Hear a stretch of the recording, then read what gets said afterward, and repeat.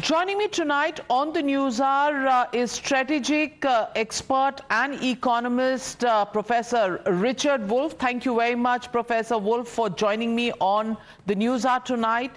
We're looking at a very grave situation in West Asia. The US attack on Iran may once again turn out to be a war that might last very long. We're even hearing President Trump saying that the biggest night yet is unfolding before us. How do you see the developments from here on? Who's on the winning side? How long is this war going to last? How do you see the situation unfolding? Okay. There's the big picture and there's the narrow picture. Let me answer your question from the narrow end first.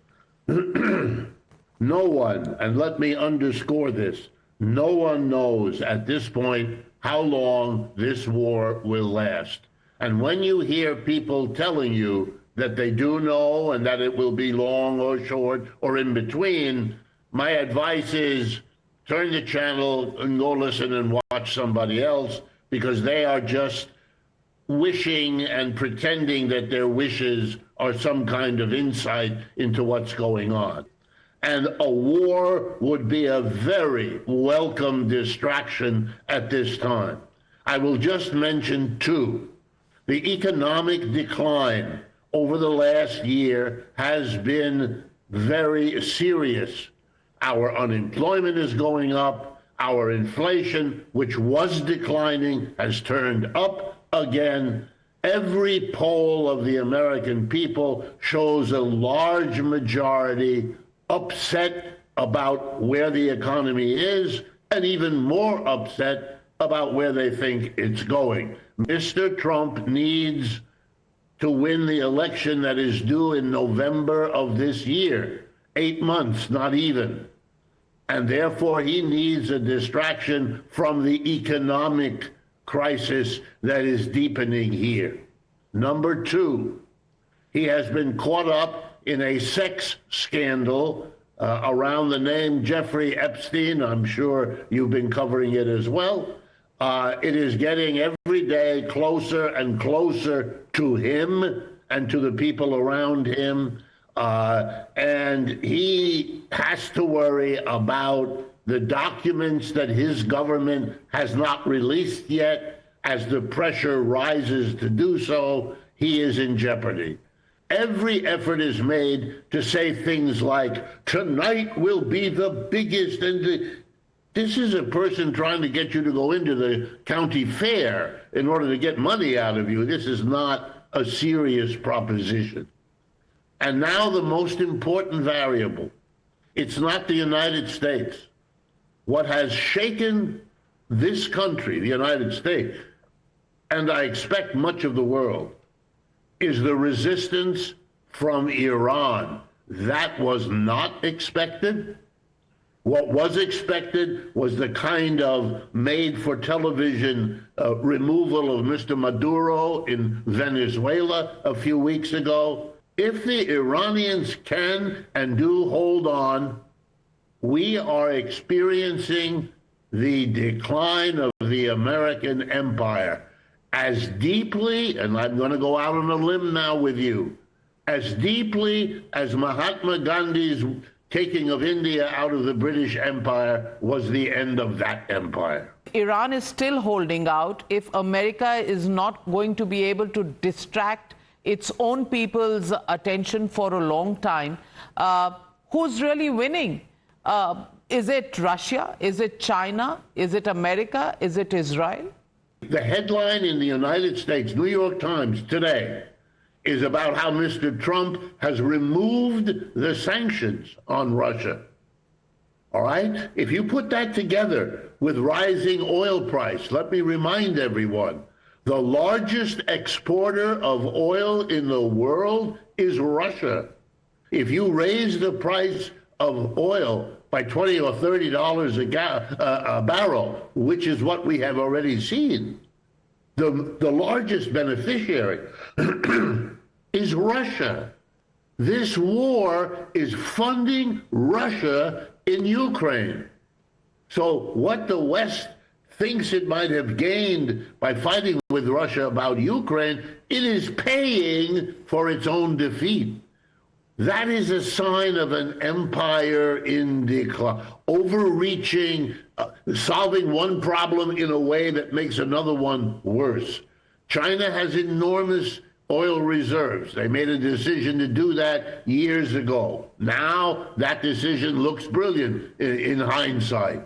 But yes, I think you're right. Russia and China watching this are watching their enemy in deeper and deeper difficulty. Are we now looking at American alliance partners in the Gulf really being put to test by Iran, and might they turn out to be the weak Achilles heel? Yes, they might. A very important point that you bring up. They are now 8 or 9 of those countries. These are young countries in the history of the world. They were created by a retreating British Empire, basically, in order that the West could continue to play them against each other and to deal with small family-run countries. They are in an impossible situation. The longer this lasts, let me remind everyone, in case you're not familiar, these are countries that live by exporting oil. They also live by importing food.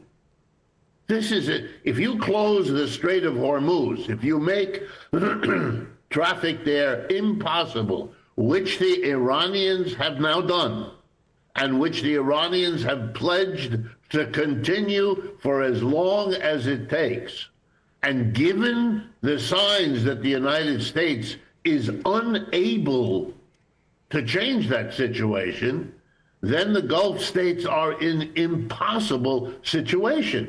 They made their deals with the United States, which included American military bases in many of those countries, because they believed their future was in selling oil mostly to the United States, or at least to countries where the dollar would be the exchange rate for the oil, etc. And they believed that the military bases would protect them.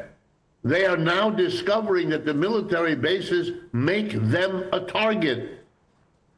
This time it's Iran. Well, I mean, it can be Iran again next time, or yet somebody else. Their whole situation is shifting. And I don't want to beat a dead horse, but this is part of what happens when empires decline. Their allies, the people they set up to be part of their circulating, Russia and China to isolate them, have reversed themselves and become agents for the isolation of the United States. Tell me, with your crystal ball, where do you think oil prices are going to stop? They've breached the $100 per barrel mark. Where is it going to stop if the war were to continue for, let's say, 1 week? Where will the prices be? If it goes on for another 2 weeks, where will these prices be? I think what you're going to see is what we call here volatility. The oil price is going to do what it has done pretty much the last 2 weeks, as you summarized very well in your opening. It goes up, it goes down. Why?